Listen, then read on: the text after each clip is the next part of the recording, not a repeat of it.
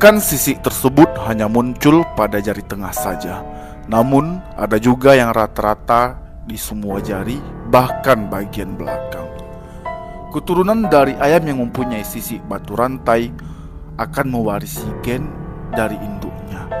Ada juga yang tidak mempunyai sisik.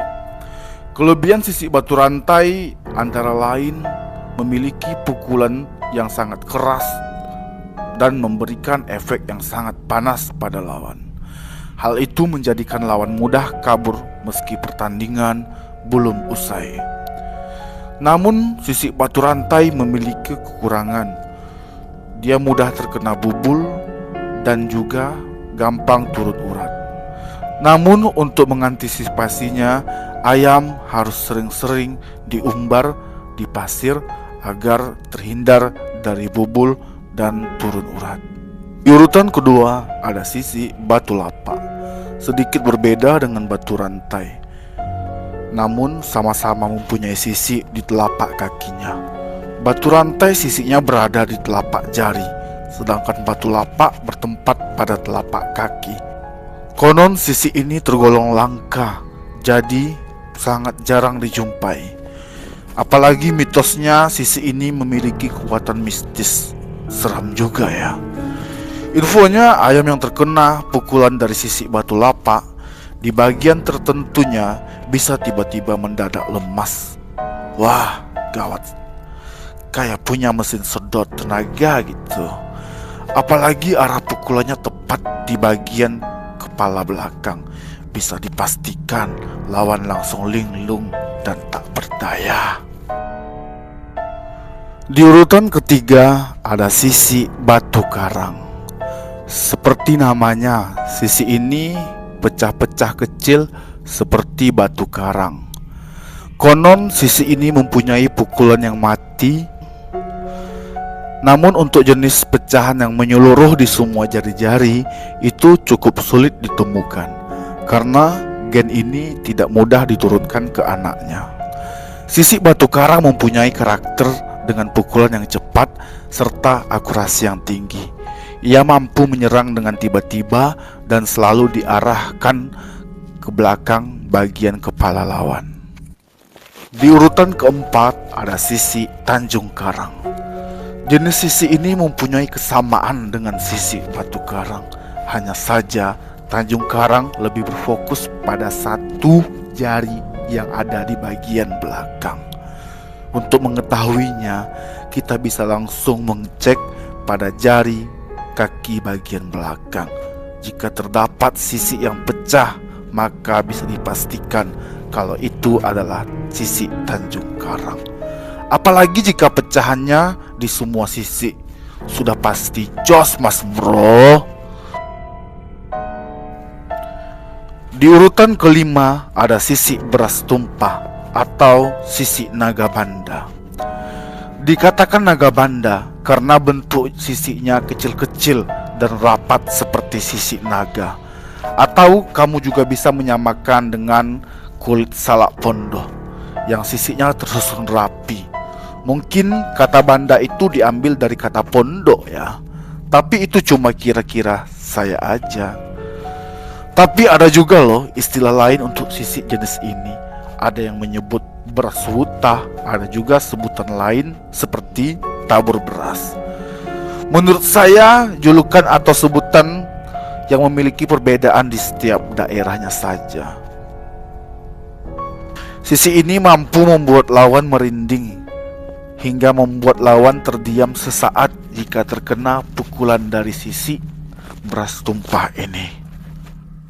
Di urutan keenam ada sisik naga bangsa.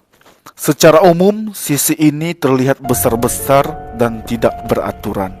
Ada juga yang agak menyeleneh bentuk sisiknya.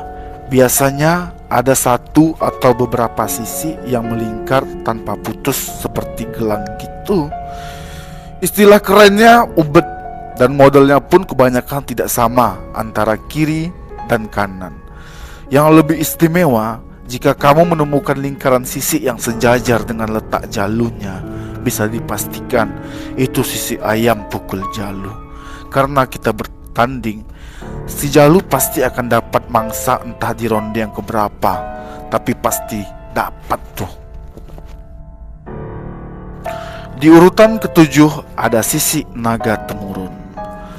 Sisi ini bagian depan dan belakang tidak sama. Sisi ini mirip dengan sisi naga, menghadap terbalik ke bawah, dan bagian belakang sisinya terbalik. Dari pengamatan saya, sisi ini memiliki pukulan yang mematikan. Biasanya lawan akan kaget dan terkejut setelah pulang karena melihat pukulan saraf yang dihasilkan dari sisi naga temurun cukup membekas dan menjadi luka dalam. Di urutan ke-8 ada sisi Winarayan.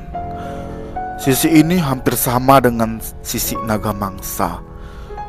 Sisi ini memiliki ciri-ciri yang terbelah di bagian jari belakang, namun lebih beraturan. Terlihat sama seperti kembar antara jari kanan dan kaki kiri. Biasanya sisi yang pecah hanya beberapa, jadi tidak semua. Misal yang kanan pecah 2, yang kiri juga 2, dan seterusnya. Sisi tipe ini diakui mempunyai efek kejut yang mematikan. Apabila arah pukulannya mengenai saraf kepala, bisa dipastikan lawan kabur. Yang lebih fatal, musuh bisa out di tempat. Di urutan ke-9 ada sisi melik. Sisi ini adalah sisi yang paling dicari-cari oleh semua pecinta ayam Bangkok. Sisi ini jika diukur dari tenaganya memang mempunyai powerful, namun juga mempunyai kelemahan, yaitu dia bertipikal main yang monoton dan mempunyai gerakan yang sangat lambat. Namun apabila ayam yang memiliki sisi ini telah memukul, bisa dipastikan lawannya bisa out di tempat. Di urutan ke-10 ada Satria Sinekti. Sisi ini diambil dari kalimat seorang kesatria yang mempunyai kesaktian. Artinya mereka meyakini kalau kaki ayam dengan sisi Satria Sinekti mempunyai petuah atau kelebihan dari segi mistis. Dari sekian banyak jenis sisi ayam, sisi inilah yang mempunyai pukul mati yang tidak pernah diragukan. Satria Sinekti mendapat julukan sisi ayam pembunuh nomor 1. Perbedaan yang